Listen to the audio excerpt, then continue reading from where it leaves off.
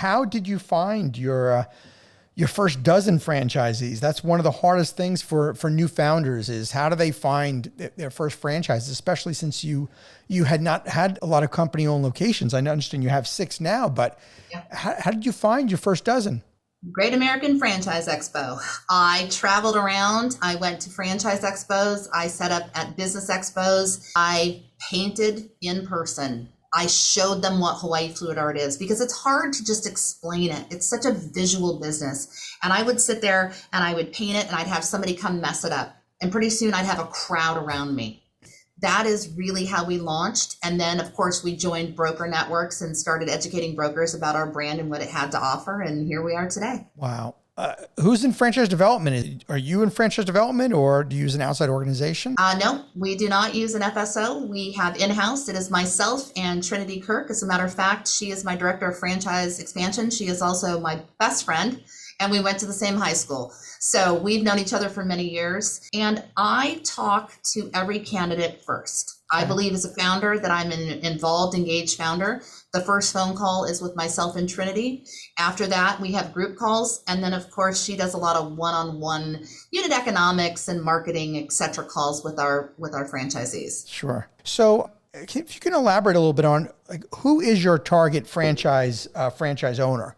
A good human, somebody who does what they say and say what they will do, somebody that understands that working on the business is the most important aspect of business ownership, not working in the business. You don't need to be in the business on a daily basis, but creating community relationships and being an upstanding citizen, working with the Chamber of Commerce and the Wounded Warriors, etc. Somebody that has 5 to 10 hours a week to dedicate to the business. You know, we have a lot of semi-absentee and absentee owners. We have people that live in other countries that own our brand. It's very important to us that we have a good relationship with our franchisees. And part of that relationship is started in the very beginning when they're a candidate, and we have very transparent conversations with them. So we look for people that are good leaders, that are willing to take the extra step to make sure that their team is really taken care of. And so a lot of it is a feeling that we get. And then, of course, we have vetting processes and questionnaires, et cetera. But we're very fortunate. We have a very diverse group of franchisees. And only one of them had any art experience, and he was a high school art teacher. But other than that, none of our franchisees have ever had any art experience. Well, I was going to, that kind of leads me to where I was going with this is that I think as a fellow founder, it's a blessing and curse when you are in a business that people have passion for. And does it scare you when somebody says, "Oh, I love this. I love art. I can't wait to own one of these"?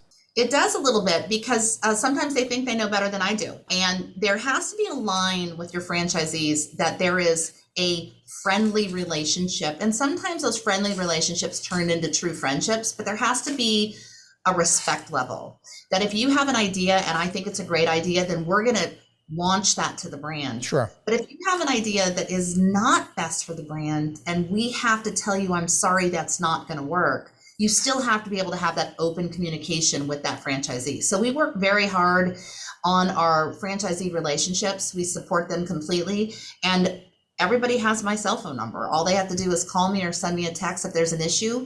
And what I always tell the franchisees is this: I am a problem solver. I can solve problems, but I can't solve drama. So let's just keep it straight up and we can handle it. That's awesome. What are some of the most important, or what do you think are some of the best traits of your best franchise owners? The best traits in the franchise owners are really that they care about their team in store, that they care about their community, that they understand what a budget and projections are. You know, we have all the tools that they need. We have performance that show you if you have 300 students a month, this is what your revenue is going to be based on, averages, et cetera, et cetera. It is important to set goals and keep yourself accountable. And so people that treat it like a hobby are not going to be the best franchisees. Yeah. People that treat it like a business are going to be the best franchisees. Which kind of goes back to having the passion for the business. It's not really about art, or in my case, had nothing to do with sports. Because everything I'm hearing that you're sharing is about leadership. It's about management. It's about marketing. It's operations. It's finance. Those are the things that aren't really driving the business. Art is just a vehicle that you're using. Correct. It's a feel-good business. And the other thing about it is that it's in demand. people come back over and over and over again. Unlike installing a garage door or mini blinds, where you only see them once every 10 years. This is an environment of keeping customers happy, keeping students happy. You know, we have more 5-star reviews in the last, we had over 1,000 5-star reviews in the last month.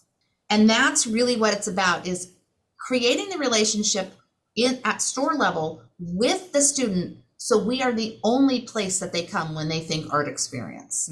And that's really important. And we're only as good as our franchisees. I mean, that's what this comes down to. We're only as good as our franchisees, but our franchisees are only as good as their founder and their team that's working in store. So we believe in paying a livable wage, giving them benefits, seeing them make excellent tips, because in reality, who's the face of Hawaii Fluid Art? Is it me? No, it's the employee in the store in the 23 states that we're in that are interacting with the customers. Because bottom line, this is about the customer, and therefore I'm the biggest, I cheerlead the loudest for the store employees. Yeah.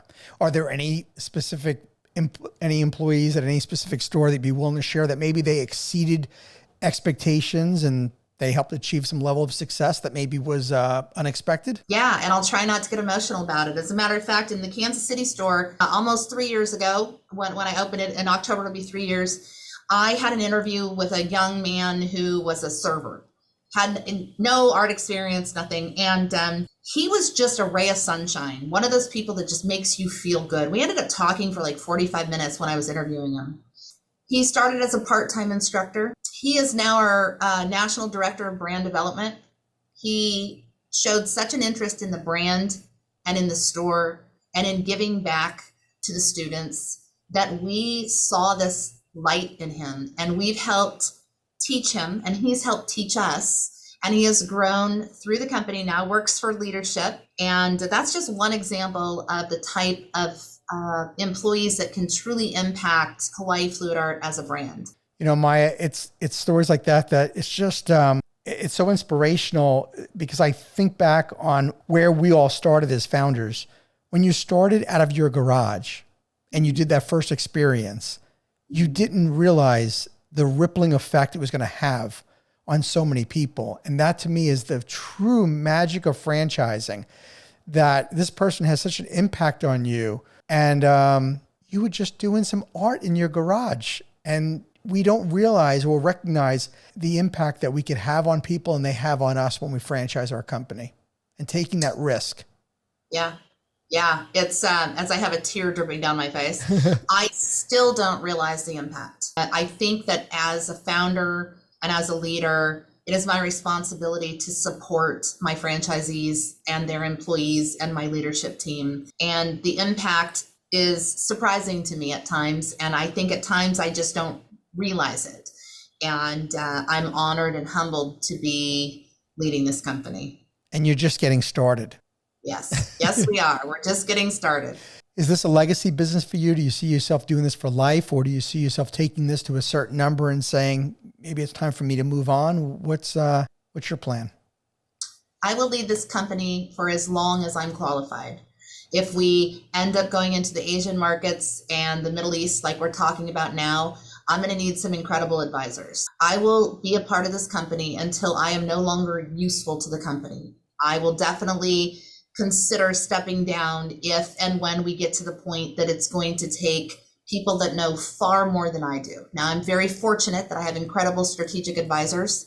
I have 2 CEO coaches that help guide me and help me with my communication skills. So I hope to be around for a long time, but I'll never get in the way of the growth of Hawaii Fluid Art. Maya, you are truly somebody that really loves their company. It's not having, as I call it, and we hear people talk about founder-itis, where the founder is the one that gets in the way. And when you truly love your business, you give it what it needs. And we all know that sometimes it means it needs something more than us or different than us. Thank you for tuning into the Emerging Franchise Brands podcast.